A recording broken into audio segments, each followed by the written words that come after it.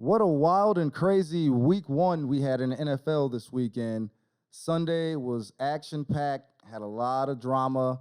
A lot of teams got upset that we didn't think would get upset. It's gonna be an interesting show. We're gonna delve into it here a little bit. Yeah, stay tuned.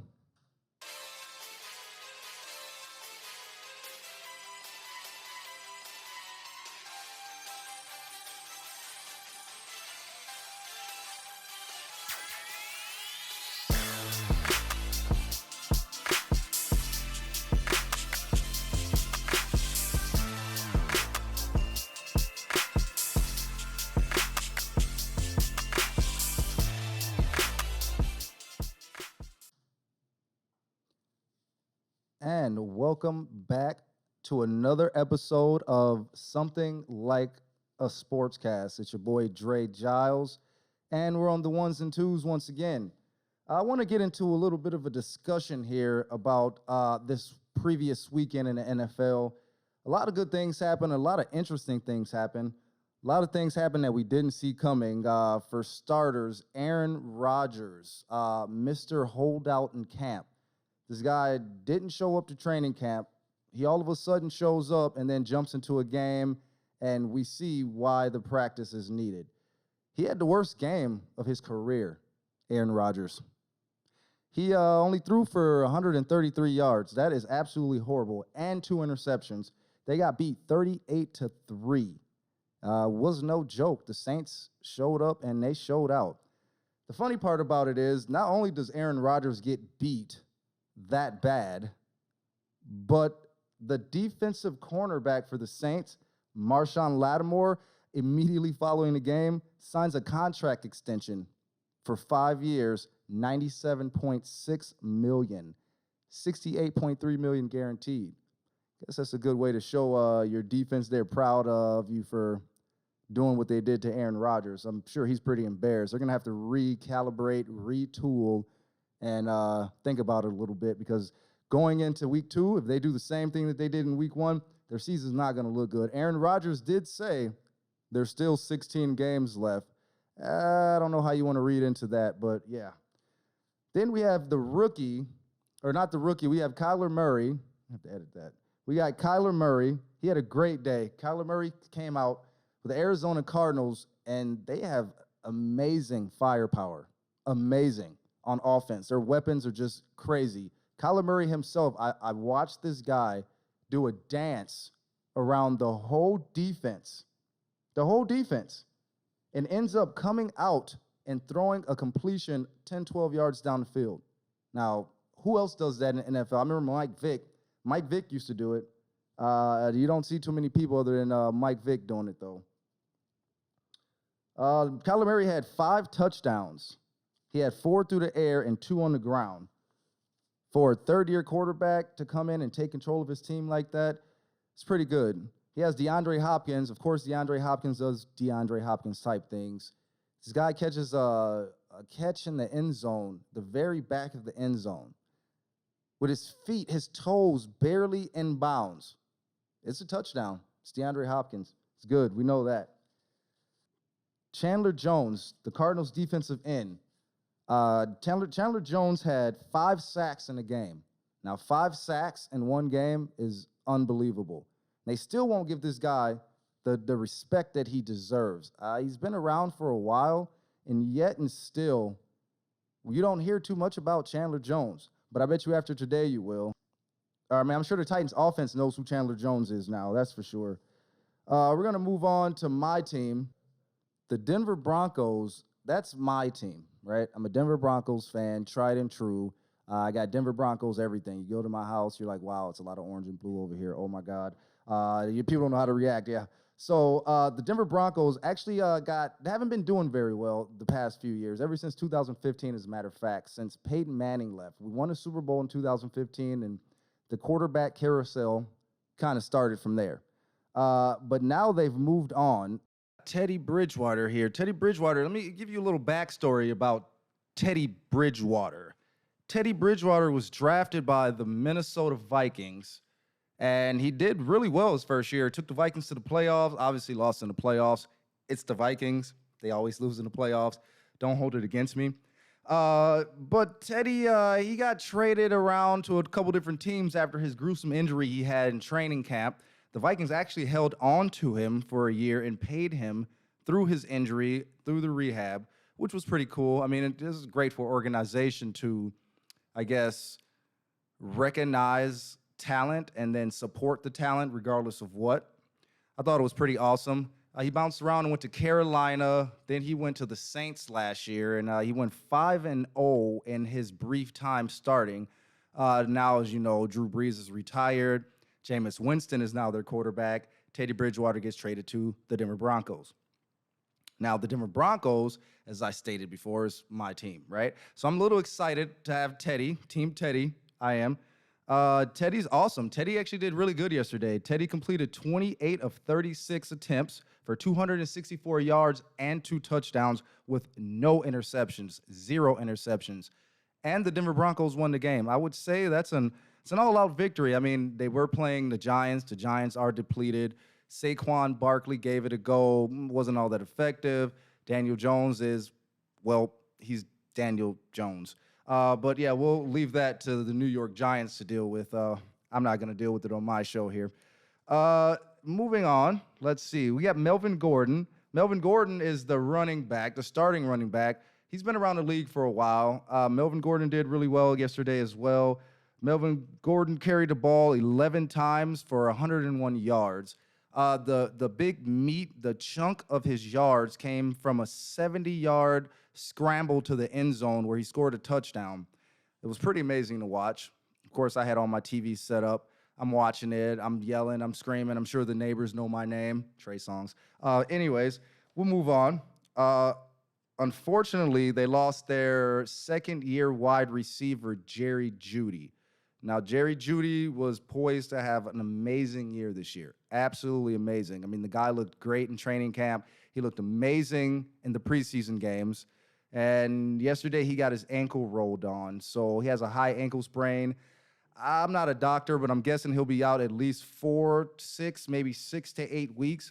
I think that's a big blow to the team, per se. I mean, they still have Courtland Sutton, which is a dominant receiver. He's coming back from injury too, but he also played yesterday. They have Noah Fant, which is their tight end. Now, Noah Fant, he did a little something yesterday, but now those people are going to eat a little more, I believe, because Jerry Jeudy isn't there.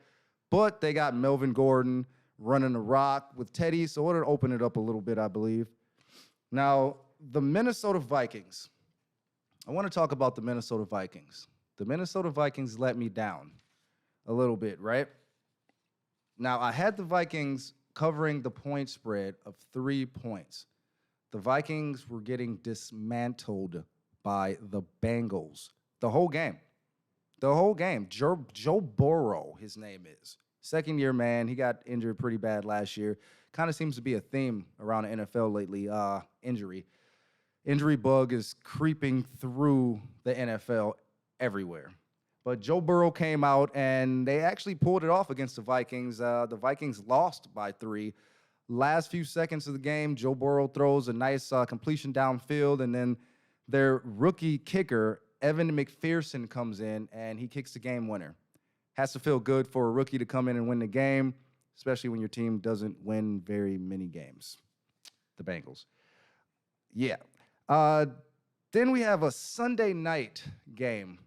Now, the Sunday night game was interesting. We had a lot of people. See, we're based in Minnesota here for something like a sportscast, and we have the Chicago Bears and the Green Bay Packers. They're sort of a rival, I guess you can say. More the Green Bay Packers, but I don't think anybody in the Midwest really likes Green Bay. There's nothing there. It's kind of desolate. I've been there once. Probably won't go back. Lambeau Field gets cold in the wintertime. If you do visit Lambeau, you want to go in early September, early October months, and then you still might get a frostbite there. But the Sunday night game was pretty much a blowout. So the Chicago Bears, the Bears played against the Rams. Now, the Rams just traded quarterbacks with the Detroit Lions, and they got old school Matt Stafford, really solid quarterback. From what I hear, he's a great team player all around. I mean, obviously, if he was in Detroit for so long, I think he was there for 10, 11, 12 years. Time for him to make a move. Then the Chicago Bears go out and they pick up Andy Dalton. Andy Dalton was the Bengals quarterback, hence why the Bengals were so bad. They end up trading him to the Dallas Cowboys last year. Now, the Dallas Cowboys were doing amazing last year. Dak Prescott was en route to be the MVP of the NFL, and then the injury happened. As I say, injuries happen a lot in the NFL. But that knocked Dak Prescott out. And once that knocked him out, that put Andy Dalton in the game. Andy Dalton looked horrible, absolutely horrible. That's my point of view. I'm sure everybody else agrees with me, except for people in Cincinnati or Dallas, where he was playing, or in Chicago. So Andy Dalton takes over as the starting quarterback for the Bears. Now, sounds like a mistake. Sounds like a big mistake. He goes against Matt Stafford. Matt Stafford throws 20 for 26 with 3 touchdowns and 312 yards. The Rams absolutely dismantle them. You have Dalton, who throws for 27 and 38, 206 yards, 0 touchdowns, and an interception. I repeat, 0 touchdowns. Now, in the 2021-22 era, if your quarterback cannot throw for a touchdown, odds are you're going to be at the bottom of the pool. They do have a rookie, though. There's light at the end of the tunnel. There's light. The rookie's name is Justin Fields. Now, he had a little bit of work here in the preseason, and he did pretty good. Actually, I would say the guy, he should be starting. I would say Andy Dalton, after the performance that he put on, he should be benched, and they should put the rookie in and let the rookie learn. They have enough weapons, I would say, in Allen Robinson and Montgomery, the running back, to make some noise. I mean, I don't know if they're poised to win a Super Bowl per se, but I believe with Justin Fields, they have a way better chance than with Andy Dalton. Now, Andy Dalton's nickname is the Red Rifle. I would say more like the Red BB gun. Yeah, it's bad. It's horrible. I know. But that's kind of a quick recap on some of the games that happened here this past weekend. Just like I said, it was a lot of interesting plays. I mean, just blockbuster plays that only you can see in the NFL, which is why we all love the NFL, right? Let's jump into the Monday night game. Now, the Monday night game should be an interesting one. Are you ready for some football? Is the song. Now, when that song comes on, I'm pretty sure everybody gets in the mood. I do. Dim the lights a little bit, put on the popcorn, sit back with your feet up, and watch some Monday Night Football. It's exciting. I absolutely love Monday Night Football. It's like the beginning of a work week, but it's kind of still the weekend because we have football. That's my point of view. Monday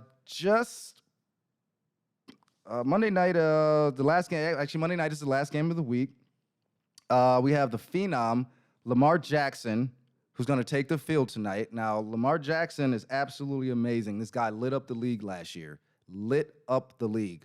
They run what you call an RPO, or run-pass option, which basically gives the quarterback the option of taking the ball and running with it, pulling it out and passing it, or his other option is the running back or whoever is behind him. It could be a tight end or whoever they're running, a fullback.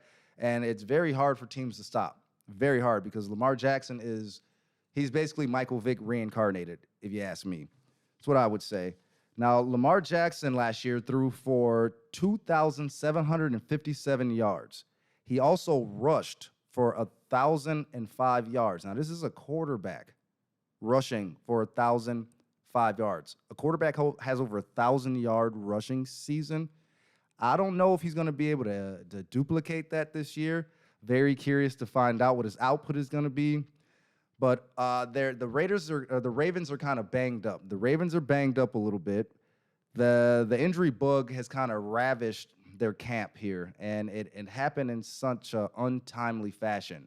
So during preseason here, right before the season gets ready to start, they lose their starting running back, J.K. Dobbins. Now, J.K. Dobbins came into the league last year, made a little noise, shared the ball, but this year he was poised to be the starter. J.K. Dobbins was lost to an ACL tear, which is horrible to hear. That's at least a year, a whole season of a comeback. You have to do rehab, get surgery. You have to be laid up for a while. I don't know personally because I've never had it, thank God, but for all the stuff that I read, doesn't seem very, very, very fun. Shortly after JK went down, the backup, Gus Edwards, was poised and excited to take over the starting role. It was his chance. It was his opportunity. It was his team. Gus Edwards goes down in practice with a torn ACL. Absolutely horrible. So then, after Gus Edwards goes down with a torn ACL, the same day, their star cornerback, Marcus Peters, goes down with an ACL tear. Now, that's 3 players with ACL tears. Now, if you ask me, they're all practicing on the same field. Is it the field? What is it? Why are all your players, your top-tier players, going out with ACL injuries? Or maybe the training staff? I don't know. Yeah, it's odd. But they had to do basically a 360.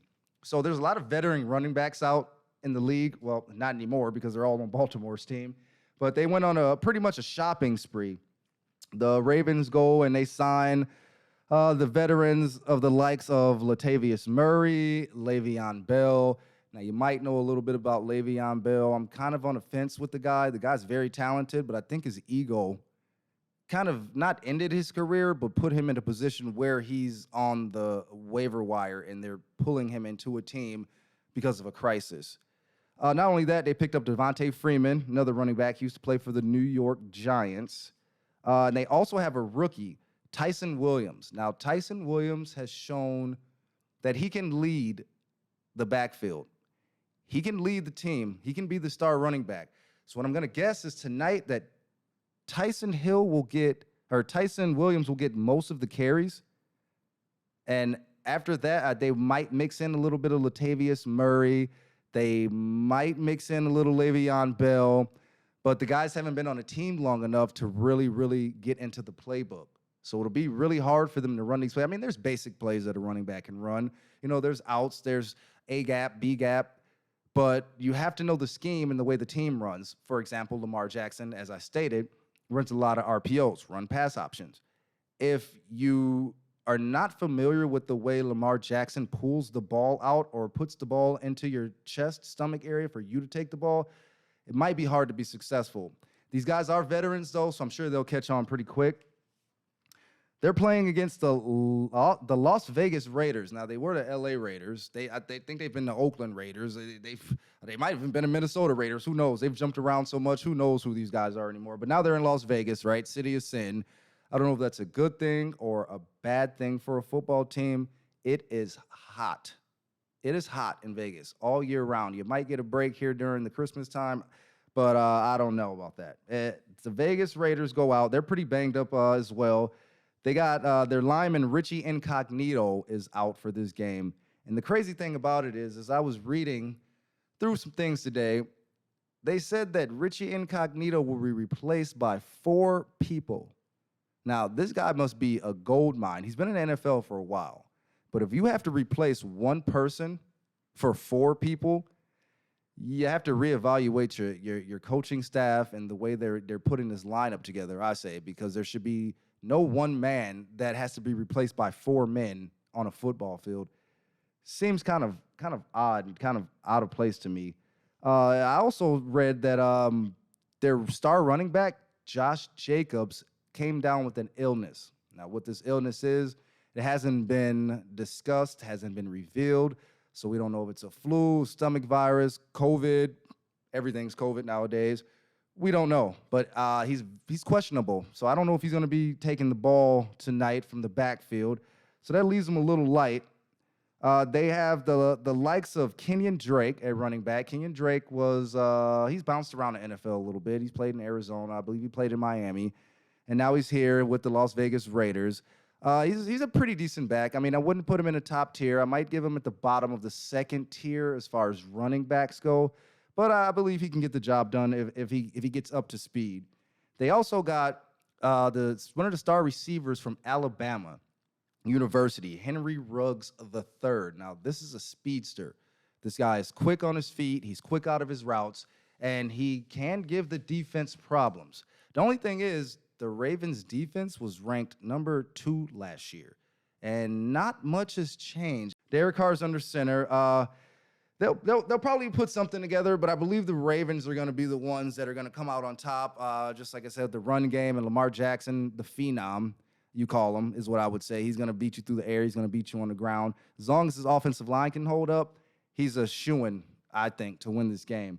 So the odds on Monday night, speaking of shoo-in, let's go ahead and just transition into some of the odds they have here. The odds for Monday night game is a -4 spread for Baltimore. They are the favorites, and Baltimore is going into Las Vegas. Now, it's not very often that a home team is the underdog, but in this situation, they absolutely are.